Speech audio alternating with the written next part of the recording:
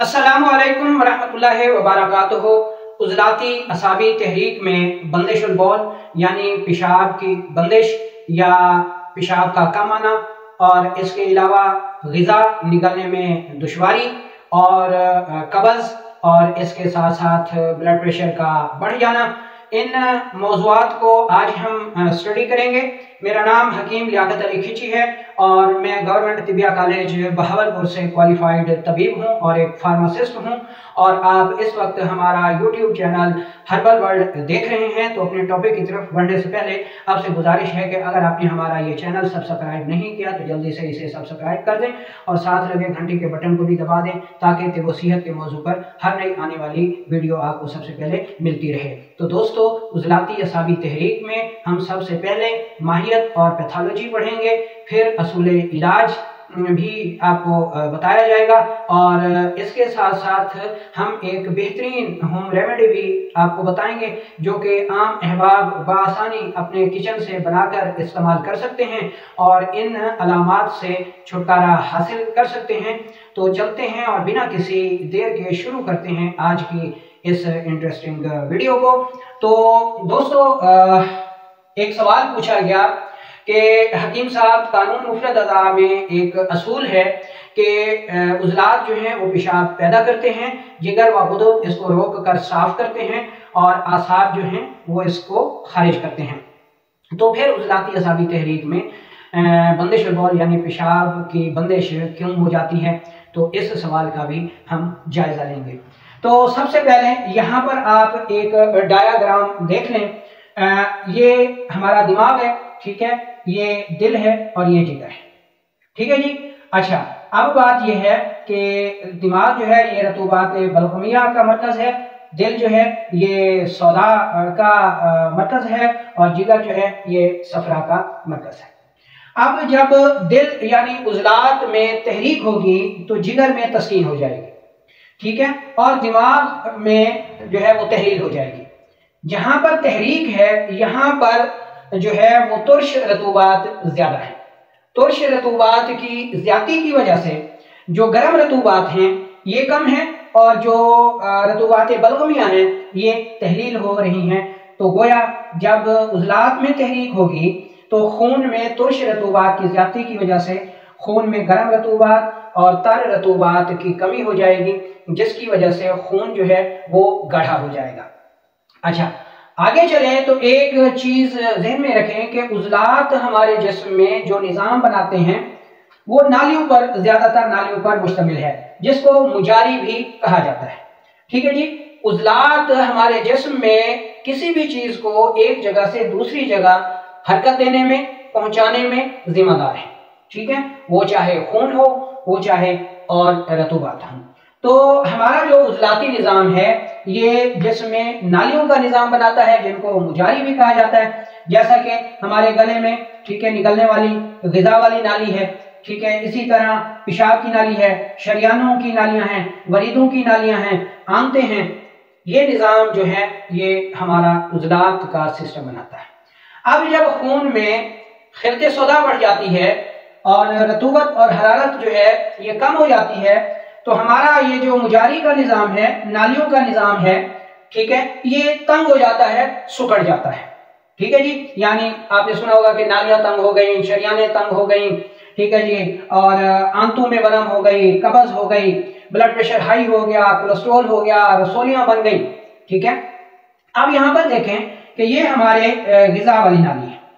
उज़लाती असाबी तहरीक में इसमें खिलते सौदा जो है वो रुक कर नालियों का जो रास्ता है ये तंग कर देती हैं और नालियों को सुकेड़ भी देती हैं। इसी तरह ये पेशाब की नाली हो गई, इसी तरह इसको देख लें, ये शरियान हो गई, ठीक है जी। तो इसमें जो शरियाने हैं, जो नालियां हैं, ठीक है, इसी तरह दिल की नालियां हो गई। तो वो दो तरह से उज़लाती असाबी तहरीक में दो तरफा नुकसान होता है कि एक तो उन नालियों में मवाद रुककर रास्ता तंग करता है, दूसरा खुश्की की वजह से ये नालियां जो हैं ये सुखड़ जाती हैं।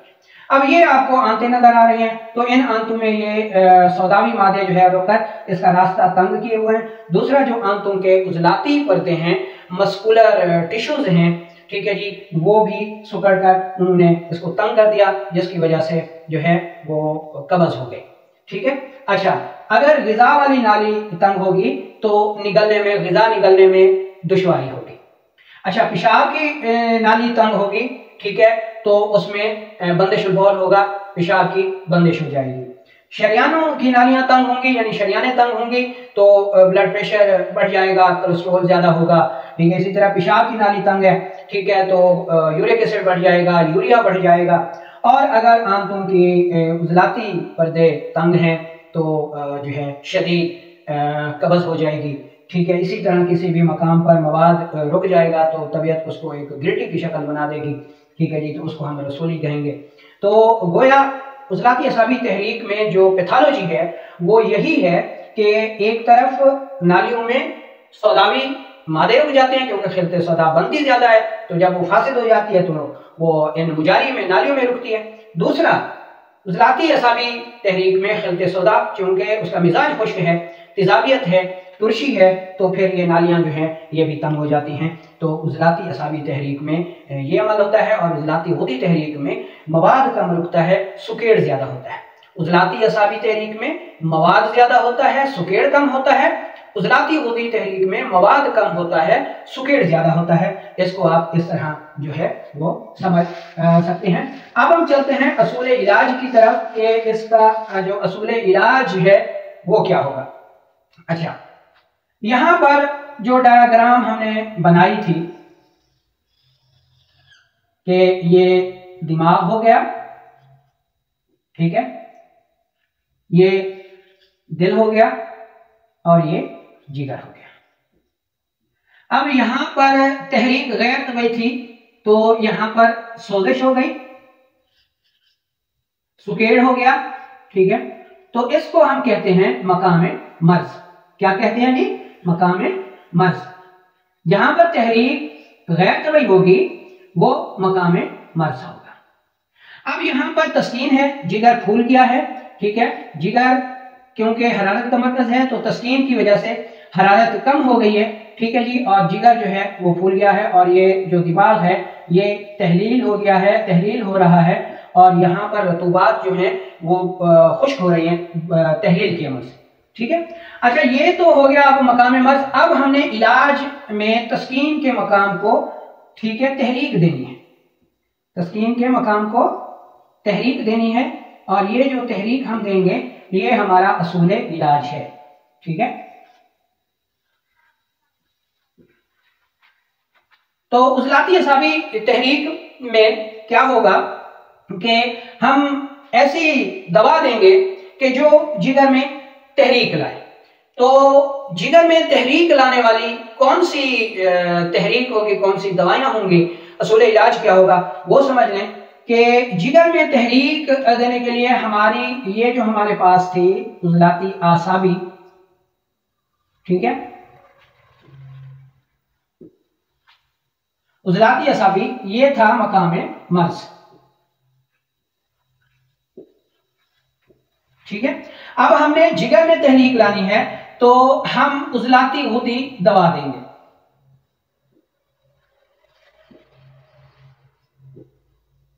उजलाती हुदी असूल इलाज है, दवा है।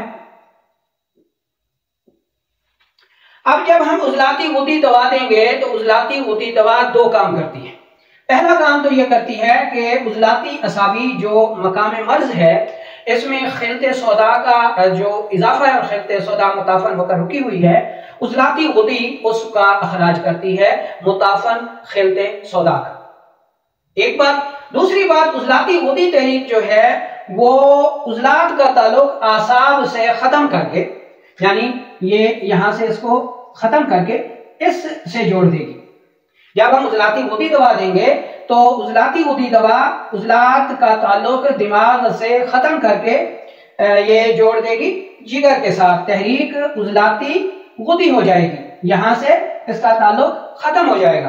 तो जैसे ही उजलात का ताल्लुक जिगर से कायम होगा, जिगर में तहरीक आना शुरू हो जाएगी। हम अपनी दवा को जारी रखेंगे कब तक?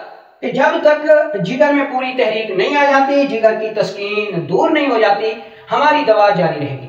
जैसे ही जिगर में पूरी तहरीक आ जाएगी, उसकी तस्कीन जो है दूर हो जाएगी, हमारा इलाज मुकम्मल हो जाएगा, हम उजलाती होती दवा देना बंद कर देंगे और हमारा मरीज जो है वो सेहतयाब हो जाएगा। तो उम्मीद है कि इसकी माहियत और पैथोलॉजी आपको समझ आ गई होगी। अब जब उजलाती असाबी तहरीक में मुजारी यानी नालियों में मवाद रुकता है और नालियां सुकड़ भी जाती हैं, तो उजलात की हरकत तेज हो जाती है।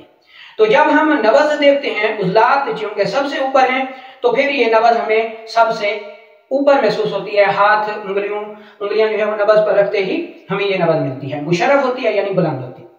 दूसरा, चूंकि इसमें मवाद रुका हुआ होता है, तो ये नब्ज जो है वो कवाम में मोटी होती है मवाद के रुकने की वजह से, क्योंकि उजलाती होती तहरीक फिर इसकी निस्बत जो है वो बरीक होती है। ठीक है, तो उजलाती असाबी नब्ज कवाम में मोटी, मकाम के लिहाज से बुलंद, हरकत के हिसाब से तेज होती है, और कारूरा जो है वो मिकदार में कम और सुर्खी माइल आता है। अच्छा, अब हम चलते हैं और आपके उस सवाल को देख लेते हैं जो ये था जी कि कानून मुफरद अज़ा ये कहता है कि उजलात जो है वो पेशाब पैदा करते हैं, जिगर व गुदद उसको रोककर साफ करते हैं और आसाब उसको खारिज करते हैं। जी बिल्कुल यही असूल कानून मुफरद अज़ा में काम करता है, लेकिन कब करता है? हालत सेहत में। हालत सेहत में ये असूल चलता रहता है जी कि उजलात जो हैं वो पेशाब पैदा करते रहते हैं, जिगर व गुदद जो हैं उसको साफ करते रहते हैं और आसाब जो हैं उसको खारिज करते रहते हैं। जब जिस्म में मर्ज पैदा हो जाता है, उजलात में सोजिश आ जाती है, मुजारी सुकड़ जाती हैं, तंग हो जाती हैं, तो फिर इसी तहरीक में यानी उजलाती तहरीक में ही बंदिश बौल यानी पेशाब की बंदिश भी हो जाती है। ठीक है, प्रोस्टेट ग्लैंड फूल जाता है, पेशाब का रास्ता तंग कर देता है, कैथीटर पास करके पेशाब को खारिज करना पड़ता है। ठीक है जी, और आसाब तहरीर की वजह से रतूबात जो है शदीद कम हो जाती हैं, तो पेशाब क्या है वो भी रतूबात हैं, तो जिसमें खुश्की का दौरा होता है। तो ये जो असूल है ये हालत सेहत का है, हालत मर्ज में बिगाड़ आ जाता है, माहियत और पैथोलॉजी बिगड़ जाती है, तो उसको ठीक करके अद्वियात से, ग़िज़ाओं से जो है हम इलाज करते हैं। उम्मीद है कि आपको अपने सवाल का जवाब जो है वो मिल गया।